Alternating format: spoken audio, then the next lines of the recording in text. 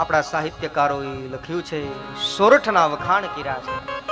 હું જે વિસ્તારમાંથી આવું છું, ગીર ક્ષેત્ર, કુદરતી પ્રકૃતિથી એકદમ રસમય વાતાવરણ, એક બાજુ સમુદ્ર, એક બાજુ જંગલ, એ વન્ય વસુંધરાની વચ્ચે ભગવાન શ્યામ સુંદર તુલસી શ્યામ ધામ, જ્યાં માં જગદંબા રૂકમણી રૂપે પહાડી પર બિરાજમાન છે. એ પાવન ધરા, એ જ જંગલની છાયા આગળ વધો, કેસરી સિંહ અમારા એ પ્રાંતના એ જે પ્રસિદ્ધ જે વસ્તુ છે, એમાં 3 વસ્તુ. એક કેસરી સિંહ જંગલમાં, જુનાગઢના જંગલમાં કેસરી સિંહ જગ પ્રસિદ્ધ. એક કેસર કેરી એ જગ પ્રસિદ્ધ, અને કેસરી નંદન હનુમાનજી મહારાજ. કારણ જંગલની અંદર તમે જાઓ ને એટલે જંગલની અંદર નેસ છે, નેહડા, ત્યાં માલધારી સમાજ રહેતું હોય, 1, 2, 4 ઘર હોય, જોક હોય, પશુપાલન કરતા હોય, જંગલની અંદર રહેતા હોય, ત્યાં કોઈ લાઇટની સુવિધા ન હોય.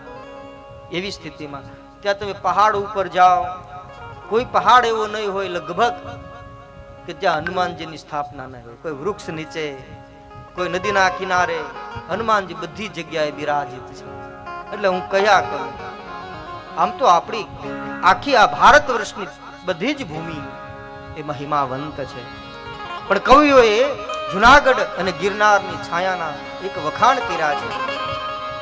એ સોરઠ ધરતી જગ જૂની અને ગઢ જૂનો ગિરનાર, પણ જા આવજડા હેંજળ પીએ, એના નમણા નરને ના.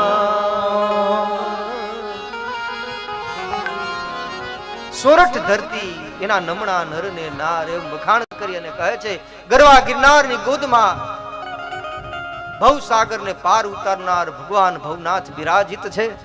ગિરનારની ટૂંક ઉપર માં જગદંબા આદિ શક્તિ બિરાજિત છે, અને ટોચ ઉપર જે શિખર ઉપર ગુરુદત્ત ભગવાન બિરાજિત છે.